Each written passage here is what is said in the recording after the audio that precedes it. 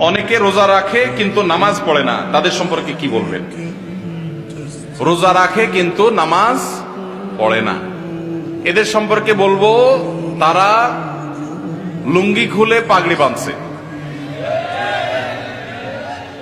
লুঙ্গি খুলে যদি কেউ পাগড়ি বাঁধে এই নিয়তে যে পাগড়ি বাঁধলে সওয়াব হবে, কিন্তু লুঙ্গি যে খুলে গেল সেটার জন্য কবিরা গুনাহ হবে, সেটার খবর তার। ঠিক একই ভাবে রমজানের রোজা রাখলে সওয়াব হবে, ফরজ আদায় হবে, কিন্তু এর চাইতে বড় ফরজ হলো 5 ওয়াক্ত নামাজ।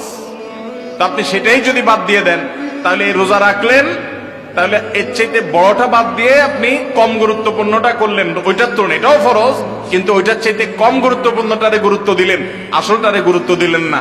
আপনি পাগড়ি পরার গুরুত্ব বুঝলেন কিন্তু লুঙ্গি পরার গুরুত্বটা বুঝলেন না। আল্লাহ আমাদেরকে লুঙ্গি পরার গুরুত্ব বুঝার তৌফিক দান করুন, নামাজের গুরুত্ব বুঝার তৌফিক দান করুন। অনেক ভাই আছে নামাজের গুরুত্ব তাদের কাছে, কিন্তু উনি রোজা রাখে। রোজা রাখে এটা ভালো কথা, কিন্তু তার চাইতে ভালো কথা হলো নামাজ আদায় করা। একজন রোজা রাখে নামাজ পড়ে না, এই লোক খারাপ। কিন্তু আরেকজন নামাজ পড়ে রোজা রাখে না, সেই লোকটা এই প্রথম লোকটার চাইতে কম খারাপ। কারণ হলো সে আসল সবচেয়ে বেশি জরুরিটা করে, নামাজটা পড়ে। রোজা রাখে না, সে খারাপ, একটা হারাম কাজ করে, ফরজ তরক করে। কিন্তু আরেকজন নামাজই পড়ে না, রোজা রাখে, এই লোকটা ওই লোকটার চাইতে অধম। আল্লাহ আমাদেরকে নামাজের গুরুত্ব বুঝার তৌফিক দান করুন।